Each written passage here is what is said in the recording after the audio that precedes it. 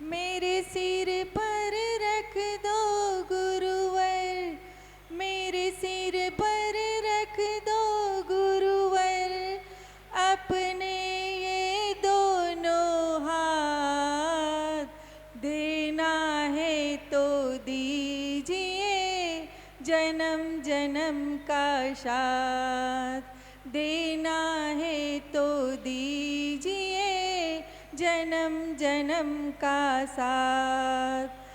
मेरे सिर पर रख दो गुरुवर, मेरे सिर पर रख दो गुरुवर, अपने ये दोनों हाथ, देना है तो दीजिए जन्म जन्म का साथ। बड़ा एहसान होगा, मेरा कल्याण होगा, बड़ा एहसान होगा, बड़ा कल्याण होगा। ऐसा हमने क्या मांगा जो देने से टकराते हो, ऐसा हमने क्या मांगा जो देने से घबराते हो। सुना है हमने अपने शरणागत को गले लगाते हो, मेरे सिर पर रख दो गुरुवर, अपने ये दोनों हाथ, देना है तो दीजिए जन्म जन्म का साथ, देना है तो दीजिए जन्म जन्म का साथ। नमोस्तु गुरुवर।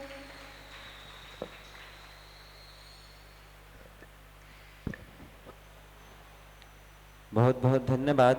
चलें अब सभी अपने दोनों हाथों को जोड़ेंगे और गुरुदेव के चरणों में आग्रह करेंगे। जिस प्रकार सूर्य के उदय होने से रात्रि का घनघोर अंधकार स्वतः ही नष्ट हो जाता है, उसी प्रकार हम सभी के अज्ञानमय अंध को हटाने के लिए जो सूर्य के समान है, ऐसे आपके अमृतमय वचन है गुरुवर हम सभी को प्रदान करने की अनुकंपा करें। हे गुरुदेव नमोस्तु नमोस्तु नमोस्तु गुरु।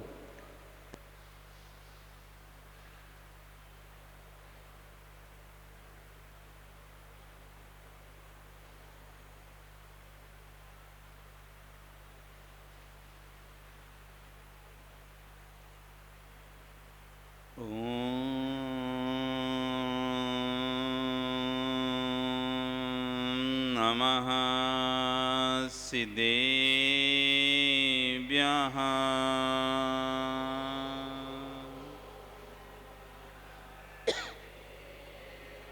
ॐ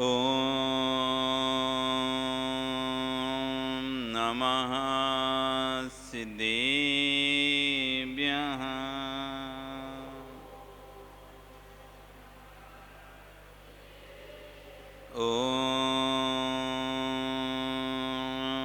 नमः सिद्धेभ्यः।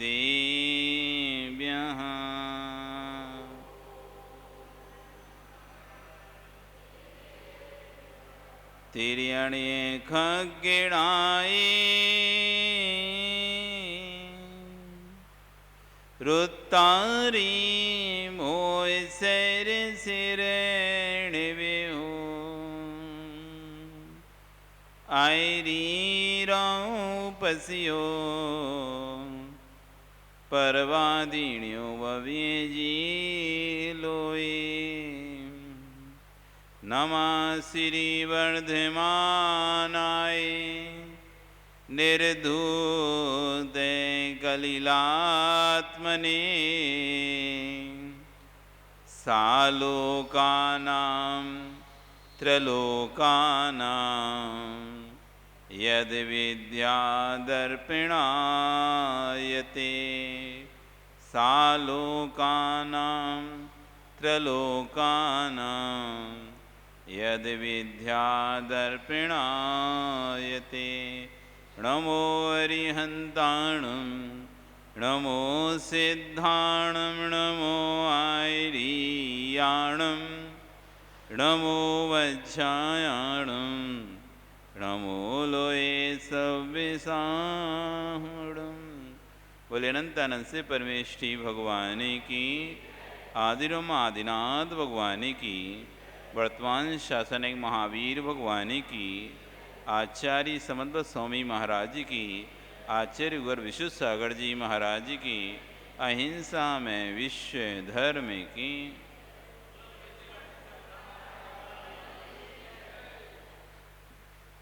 हो बंधु, हम यहाँ पर श्रावों की क्रियाओं का वर्णन चल रहा है। गर्भाधान से लेकर जन्म की क्रियाएं, अन्नप्राशन की क्रियाएं, नामकरण की क्रियाएं हैं, मुंडन संस्कार की क्रियाएं, इस तरह 12 क्रियाओं का वर्णन सुन चुके हैं। आचार्य जिनसेन स्वामी महाराज ने आदि पुराण में इन सब क्रियाओं का वर्णन किया है।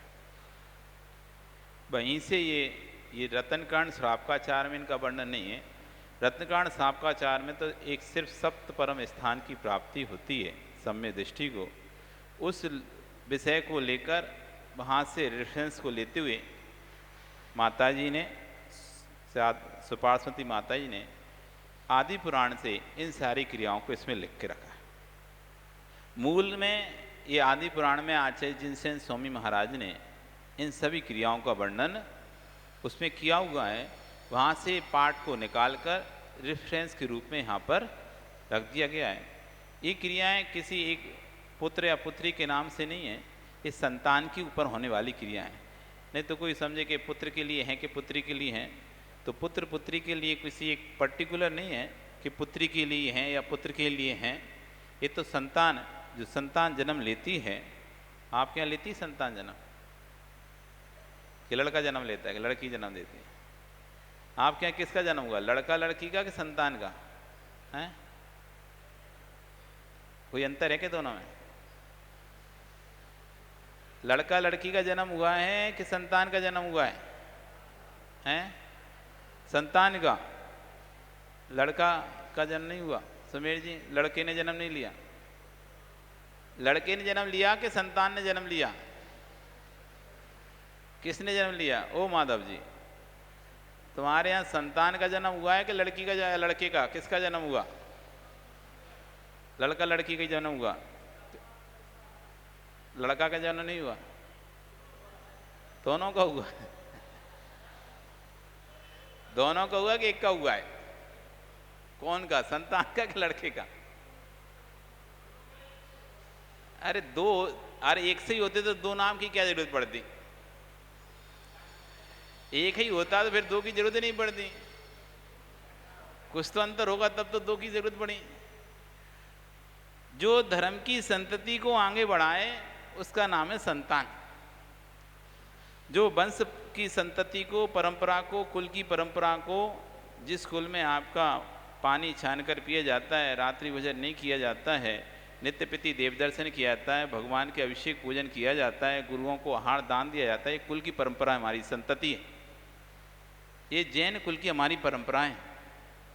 इन कुल परंपरा को जो आगे बढ़ाता है, आप करते आ रहे हो विजय जी, आप भगवान की भक्ति करते हो, पूजा करते हो, अभिषेक करते हो, समय मिलने पर दान भी देते हो। यदि आपका बेटा भी ये सब करे तो समझना आपने संतान को जन्म दिया। तो आपने संतान को जन्म दिया। यदि ये नहीं कर रहा तो आपने संतान को जन्म नहीं दिया, आपने लड़के को जन्म दिया। जो लड़के नहीं आपको घर से बाहर निकाल दे उसका नाम है लड़का। जो लड़के घर से बाहर निकाल दे उसका नाम लड़का। और जो धर्म की संतति को चलाए, नरेंद्र क्या किया है? लड़के को जन्म दिया कि संतान को जन्म दिया? अब बताओ किसको जन्म दिया? लड़के को, संतान को? है लड़के को ही दिया है, संतान को नहीं दिया। संतान को जन्म देना चाहिए। संतान को जन्म दोगे तो संतति चलेगी। ऐसे संस्कार दो, ये उसी संस्कार की चर्चा है। इसलिए यहाँ संतान को जन्म देने की बात है, लड़का लड़की की बात नहीं। लड़की भी संतति को चलाती है, आपकी कुल की परंपरा को चलाती है। दूसरे कुल में जाकर उस कुल की परंपरा को आगे बढ़ाती नहीं बढ़ाती। तो संतान इसलिए संतान कहा है, लड़का हो लड़की दोनों ही कुल परंपरा को बढ़ाते हैं। एक आपके कुल की परंपरा को बढ़ा रही है, एक दूसरे के कुल की परंपरा को बढ़ा रही है। वहां जाएगी, संतान को जन्म देगी तो उस कुल की परंपरा बढ़ेगी नहीं बढ़ेगी? तो दोनों ही, लड़का हो या लड़की, दोनों ही संतान कहा जाता है दोनों को। ये धर्म की संतति को आगे बढ़ाने वाले हैं, ये दोनों ही धर्म की संतति को आगे बढ़ाते हैं। तो आपके घर में अब देख लो कौन पैदा हुआ है, माणिक जी कौन पैदा? तो धर्म की संतति को बढ़ाए, वो बराबर से आपके साथ सुबह उठकर अभिषेक में आए, आपके साथ भगवान की पूजा करता हो, समझ लो ये पक्की संतान है तुम्हारी। और साथ में नहीं आता, सोता रहेगा, उठेगा नहीं, कह दो तो और लड़ने और खड़ा हो जाएगा।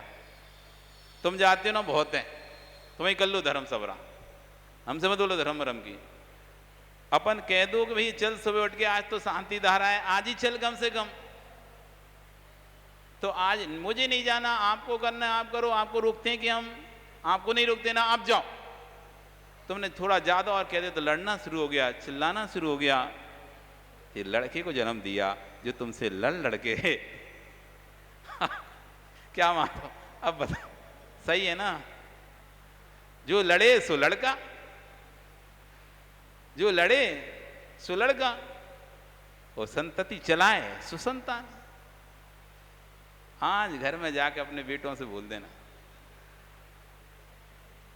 कि मैं तो सोच रहा था संतान को जन्म दिया है, ये तो लड़का है, ये तो लड़ता रहता है जब देखो तो। कभी भी धर्म की बात को कहें तो कह देता आप ही करो, आप ही लो ठेका, आपने ले रखा है आप ही करो, हम इन कामों में नहीं बोल रहा। तो संतान, ये किसकी व्याख्या चल रही है? इस संस्कार से संतान जन्म लेती है। ये संस्कार जब करते हैं ना तो संतानों का जन्म होता है, लड़कों का लड़की का जन्म नहीं होता संतान का जन्म होता है, लड़का लड़की का नहीं। जो संतति को चलाती है, सनातन परंपरा को चलाती है, जैन परंपरा को चलाती है, ऐसी संतान। अब तुम और कुछ मत समझ नहीं, लड़का लड़की दोनों जन, नहीं तो फिर क्या क्या जन्म हो रहा है? तो संतान वही लड़का या वही संतान, वही पुत्र पुत्र कहलाता है, वही पुत्री पुत्री कहलाती है, जो सनातन परंपरा को, दिगंबर परंपरा को, धर्म की परंपरा को आगे बढ़ाए। अब आगे से, अब बच्चा 5 वर्ष में पहुंच चुका है, 5 वर्ष में पहुंच चुका और विद्यादान के लिए तैयार हो चुका है। 5 साल का हो जाता तो आप स्कूल में डालते हैं ना, उसे स्कूल में भर्ती कराते हैं और अब उसको लिखाना सिखाते हैं। सबसे पहले आ लिखाना सिखाते हैं। क्या लिखाते हैं? आ लिखवाते हैं। अरिहंत का आ, अरिहंत का आ, बेटा तुझे अरिहंत बनना है। अरिहंत, ओमा मासी धम, ओमा मासी धम, ओम नमः सिद्धम। सबसे पहला वर्ड ओमा मासी धम, ओम नमः सिद्धम, सबसे पहले बच्चे से ही लिखाना चाहिए। स्लेट पर चौक से, जो स्लेट होती थी ना, स्लेट आप लिखाते, अब तो स्लेटों के जमाने गए, अब तो मोबाइलों के जमाने आ गए हैं, लेकिन फिर भी आप अपनी क्रिया स्लेट पे ही करो। उस बच्चे को हाथ पकड़कर सबसे पहले ओम नमः सिद्धम, अभी बता रहे हैं कैसे लिखाना। 5वें वर्ष में देव पूजा करके बालक को अध्यापक के समीप ले जाकर देव पूजा करवाएं। पहले भगवान की सिद्ध परमेष्टि की, कोई भी ग्रंथ प्रारंभ करना होता है, कोई भी विद्या चालू करनी होती है, कोई विद्या प्राप्त करना होता है, नई विद्या आप सीखना चाहते हैं तो उससे पहले सिद्धों की आराधना जरूर करना चाहिए। दीक्षा लेने से पहले दीक्षार्थियों सिद्धों की आराधना कराई जाती है। हर कार्य के लिए सर्वप्रथम सिद्धों की आराधना होती है। जब भी कोई नया कार्य, आप मकान भी नए घर में प्रवेश कर रहे हैं तो सिद्धों की पूजा करके आओ। दुकान नया खोल रहे हैं तो सिद्धों की पूजा करो। नया वस्त्र पहनना शुरू करने वाले हैं आज से, कि आज से बहुत दिनों से रखा था, अब ये नए वस्त्र निकालेंगे, सिद्धों की पूजा करो। कोई भी नई वस्तु आप जो कि रखे थे, मुहूर्त निकाल कर सोच करके थे कि अब नई वस्तु का उपयोग, इस दिन से हम नई वस्तु का उपयोग करेंगे। बहुत चीज़ें रहती हैं, आदि बना के रख लेता है, भाई हमारा बर्थडे आएगा हम तब इसको पहनेंगे, उस दिन से इसको पहनना शुरू करेंगे, या कोई भी ऐसा फंक्शन है उस दिन से इसको कार्य करेंगे। कोई गाड़ी खरीदता है, कोई कुछ भी खरीदता है कि उस दिन से करेंगे। तो कोई भी नया काम जब भी शुरू करें या कोई भी नई वस्तु खरीदें, कोई भी नई वस्तु पहने, उपयोग करें, सिद्धों की आराधना के साथ पहले मंदिर में जाकर सिद्धों की पूजा करो। तुम्हें सोने के कंगन भी पहनना है, गले में चैन भी पहनना है, हीरों का हार भी पहनना है, ला के रख लिया है, दे दिया है, कवर्ड में रखा हुआ है, लेकिन आप डेट निश्चित करके रखे हो, उस दिन इसको पहनेंगे।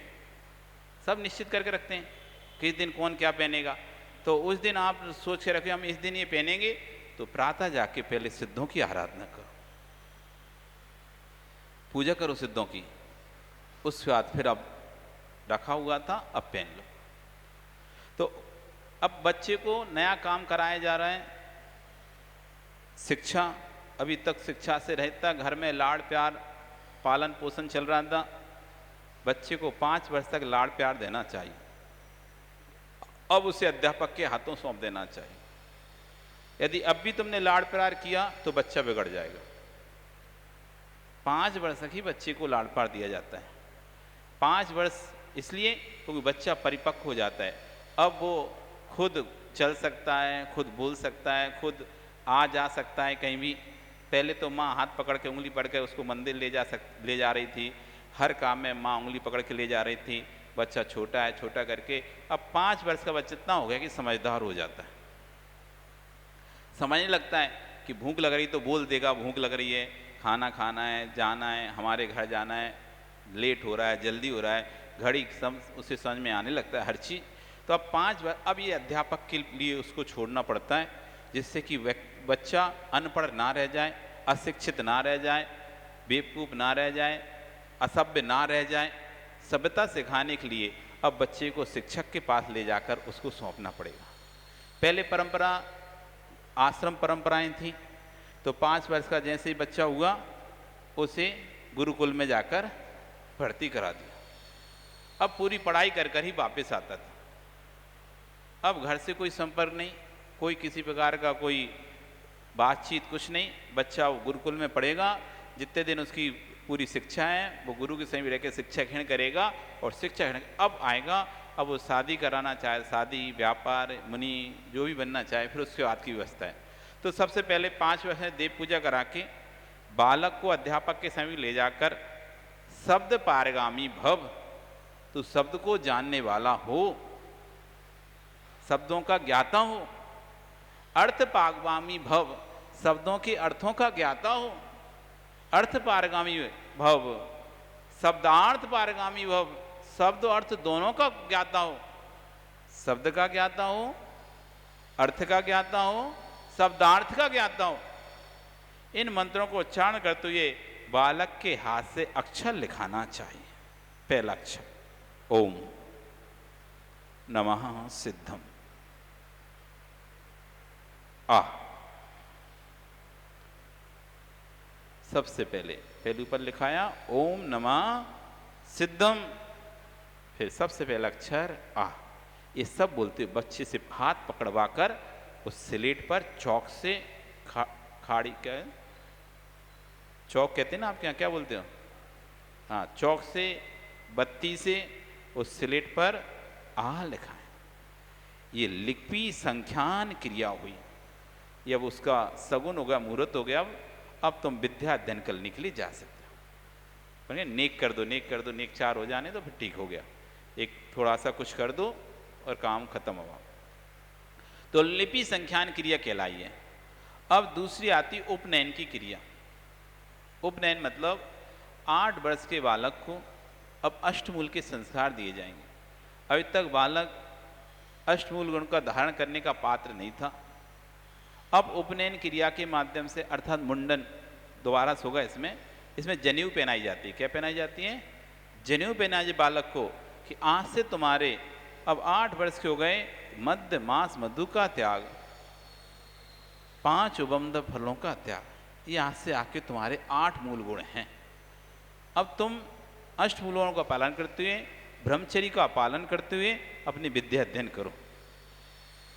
तो 8वें वर्ष में जिनेंद्र भगवान की पूजा करके परम निस्तारंग लिंग भागी भव, परमर्षि लिंग भागी भव, परमेंद्र लिंग भागी भव, परम राज्य लिंग भागी भव, परम आर्यहत्य लिंग भागी भव, परम निर्वाण लिंग भागी भव।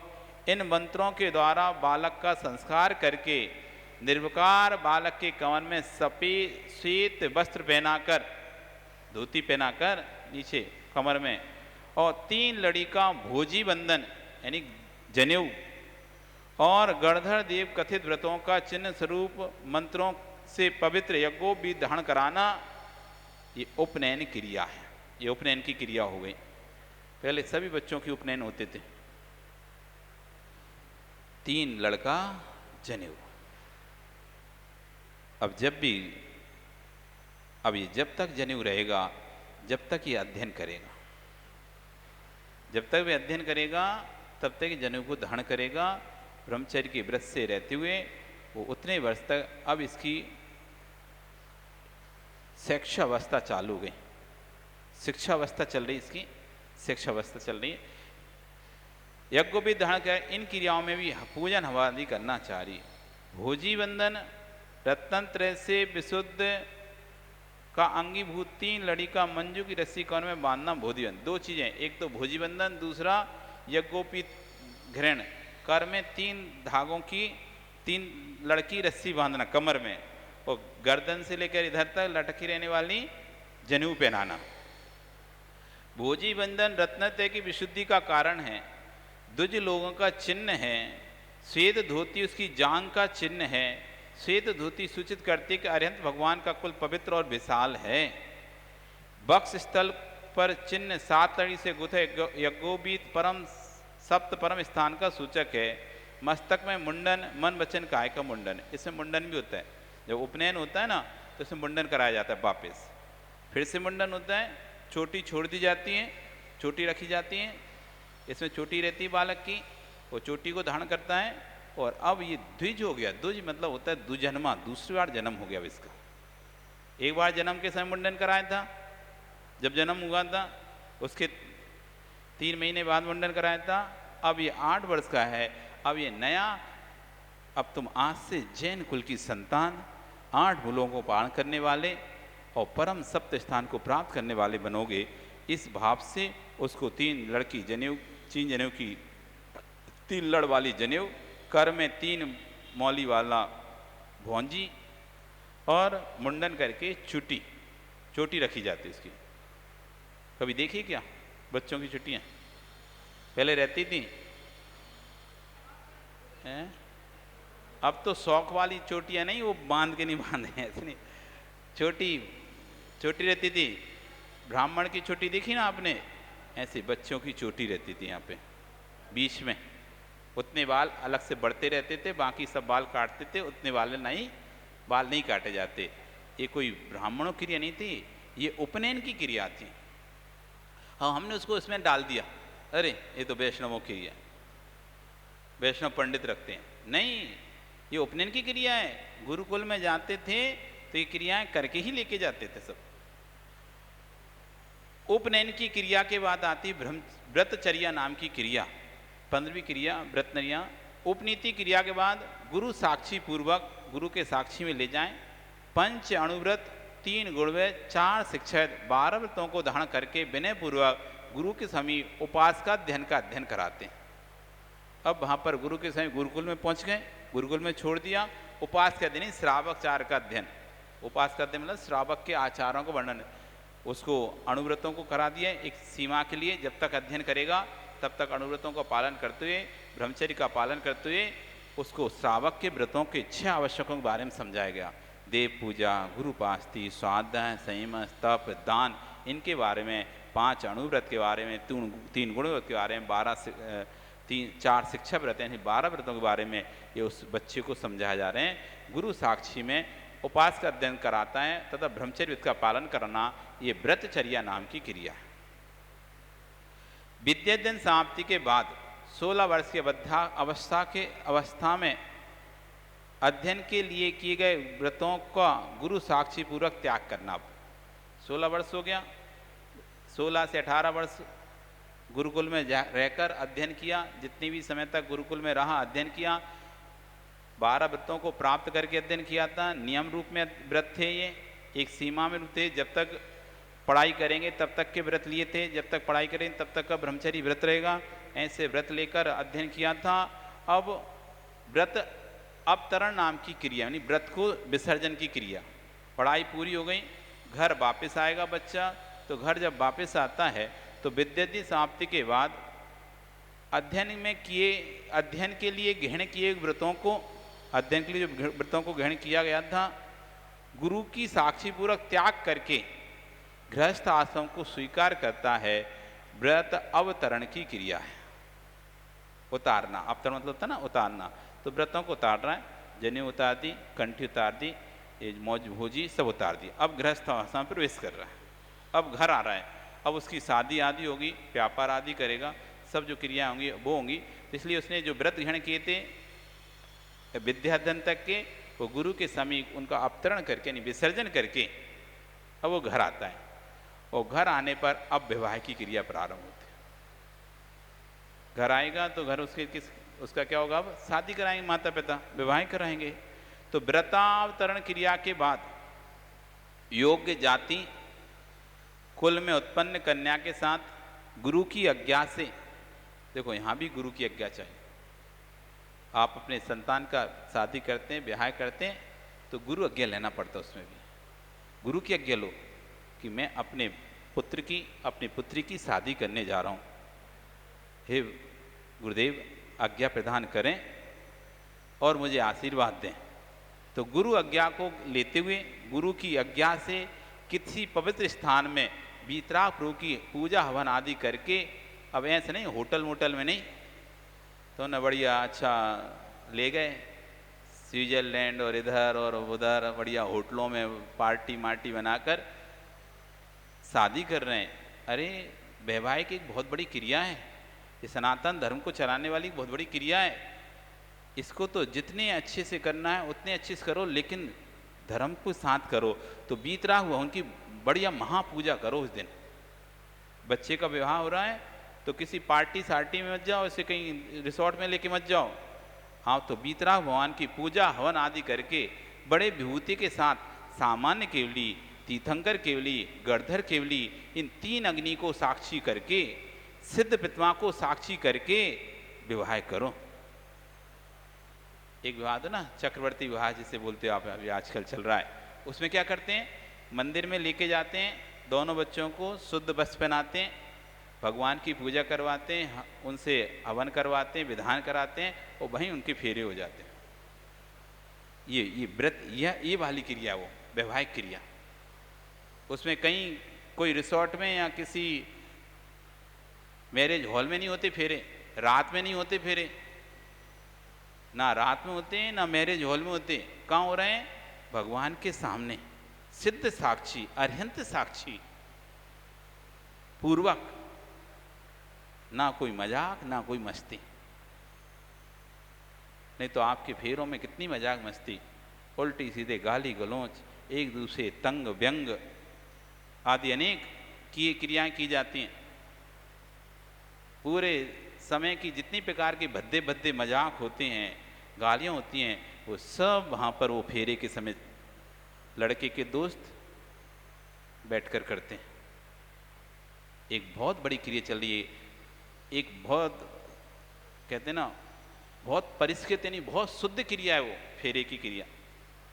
जितनी सादगी से और जितने उससे हो विशुद्धि के साथ उसका असर पड़ता है। ऐसे भद्दे मजाकों के साथ, अनेक प्रकार के ऊट पटांग बातों के साथ वो 7 क्रिया हो जाती, बचनों की क्रियाएं हो जाती, सब कुछ हो जाता है, पता भी नहीं चलता। बस पूरे समय हंसी मजाक चिल्ला चोटी चलती रहती है और कुछ भी नहीं होता। नहीं, नया जीवन शुरू करने वाले हैं दंपत्ति, ये तो आज हंसेंगे कल चले जाएंगे, ये तो आज हंसेंगे कल चले जाएंगे, जिंदगी भर साथ रहना उनको, जिंदगी भर साथ। पूरा जीवन साथ निकालना है, और तुम्हारी मजाक उस मंत्रों का उच्चारण को नष्ट कर रही है। उधर मंत्रों की पंडित फेरा कर रहा है, मंत्र बोल रहा है, इधर वो दोस्त उसको कहीं पूछ बांध रहे हैं, कहीं उसको कुछ कर रहे हैं, कुछ कर रहे हैं, उस मंत्रों का मजाक बना के रख देते हैं, उस पूजा का, उस क्रिया का मजाक बना देते हैं, और सभी लोग बैठ के आनंद लेते रहते हैं। आप देखो स्थिति क्या होती है। गए होगे फेरे में, देखा भी होगा आपने फेरे, वो इधर पूजा चल रही है, इधर यंत्र रखा हुआ है, अशरफ से पूजा चल रही है, उधर कोई कुछ फेंक रहा है, कोई कुछ फेंक रहा है, कोई कुछ बोल रहा है, कोई कुछ बोल रहा है, इधर कोई जूता पहने बैठा है, कोई चप्पल पहने बैठा है, कोई खाना खा रहा है, कोई पानी पी रहा है, कोई प्लेट उठा के रख रहा है, कोई चम्मच फेंक रहा है। मतलब उस पूरा प्रांगण में कहीं विशुद्धि होती नहीं है। और मंत्र फेरे चल रहे हैं, मंत्रों को उच्चारण चल रहा है, इधर डीजे चल रहा है, इधर डांस चल रहा है, इधर कोई और चल रहा है। पूरा क्षेत्र ऐसा रहता है जहाँ किसी प्रकार की कोई शुद्धि नहीं। कोई गद्दे पे बैठा है, तो कारपेट पे बैठा है, तो कोई नहीं जाने कैसे कैसे कपड़े हैं, कहाँ कहाँ भंगी चमार मेहतर के यहाँ से आए गद्दे हैं, वो हैं, सब हैं, चद्दर हैं, उन्हीं पर बैठे हैं आराम से मस्ती से, फेरे चल रहे हैं। वे वस्त्र पहना दिए, कोई किराए के लाकर, कोई शेरवानी, कोई कुछ। अब खरीदे कौन? इतने महंगे महंगे तो नहीं खरीदते, सोचते हैं किराए के ला दिए, एक दिन की तो बात है, वो दे देंगे, फिर वे ना धुले ना कुछ। ऐसे ही वस्त्रों को, उन्हीं में लवसंका गए, उन्हीं में दीर्घ संज्ञा गए, उन्हीं वस्त्रों से मंत्रों को उच्चारण कर रहे हैं। कहाँ की विशुद्धि? कुछ भी नहीं है। इसलिए मंत्र उच्चारण हो रहे हैं, पूरी जिंदगी भर का साथ है। ये तो फिर देख रहे हो आप कैसे कच कच बिल कुत्ता बिल्ली जैसे लड़ते रहते हैं, फिर पूरी जिंदगी। प्यार रहते ही कहाँ है? प्यार रहते नहीं है। चल गई शादी, चल गई, नहीं तो 5 साल बाद तलाक है ही पक्का। चल गई तो चल गई, नहीं तो 5 साल बाद तलाक का तो है ही नहीं। तलाक नहीं तो वो अपने और वो अपने, तो अपने घर में वो अपने घर में, ना वो उसको पास जाना चाहता, ना वो उसको बुलाना चाहता। ऐसी स्थिति बन जाती है। तो वैवाहिक की क्रिया बहुत ही पवित्र क्रिया है ये। उसमें 7 फेरों की जो क्रिया, वो पवित्र क्रिया है। उसमें अरिहंत को साक्षी पूर्वक, सिद्ध को साक्षी पूर्वक, अग्नि को साक्षी पूर्वक। तो कह रहे हैं वृताभक्षण के बाद योग्य जाति कुल में उत्पन्न कन्या के साथ, ऐसे नहीं किसी कुल में उत्पन्न कन्या को लेके आ जाओ, नहीं, योग्य जाति योग्य कुल में, जिस कुल में मुनियों को दान देने की पात्रता है वो योग्य कुल कहलाता है।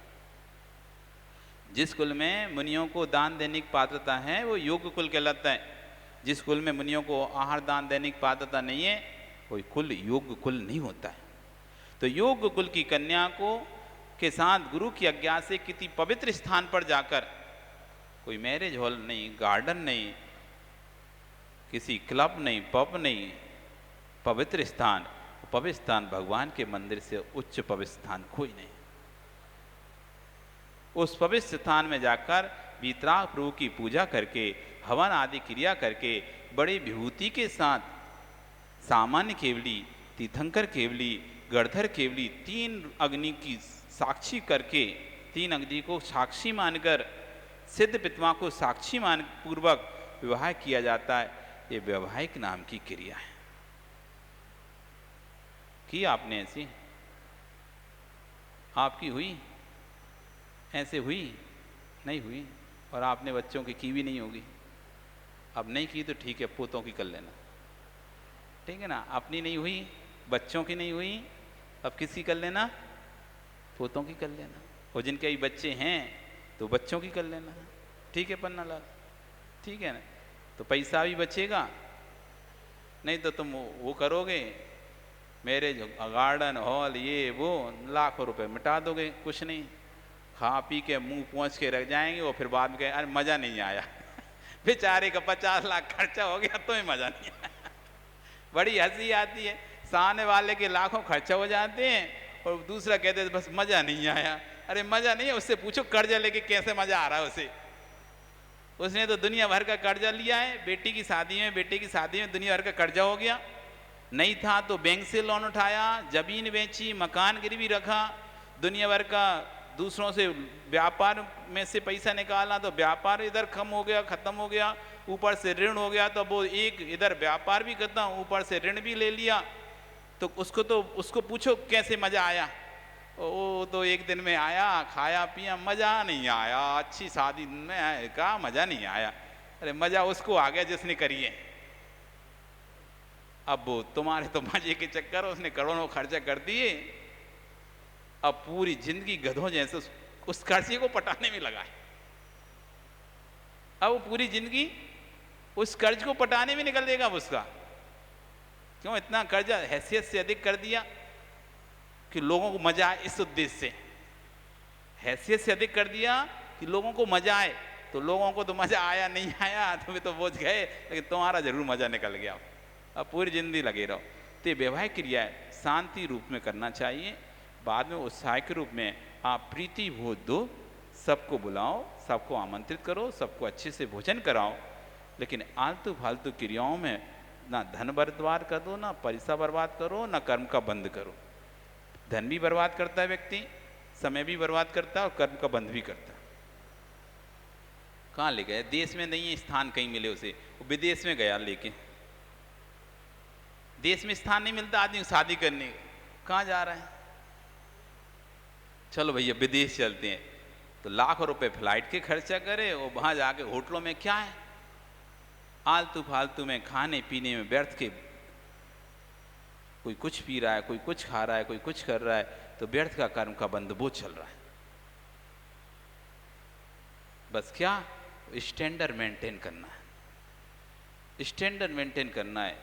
करोड़ रुपए खर्चा कर ली, इसको डांस करने बुलाने, उसको करने, महिला संगीत, ये संगीत, वो संगीत, लाखों करोड़ रुपए खर्चा, बड़े बड़े लोगों को बुला के, कुछ नहीं। कर्म का बंद मत करो। वैवाहिक की क्रिया है शुद्ध स्थान, परम शांति के स्थान पर करना चाहिए। आज आपका समय हो गया। कल यहाँ पर अब वर्ण लाभ की क्रियाएं, आगे और क्रियाएं जो श्रावक गृहस्थ की हैं वो क्रम से अब वर्णन करेंगे। बोली भगवान महावीर स्वामी की।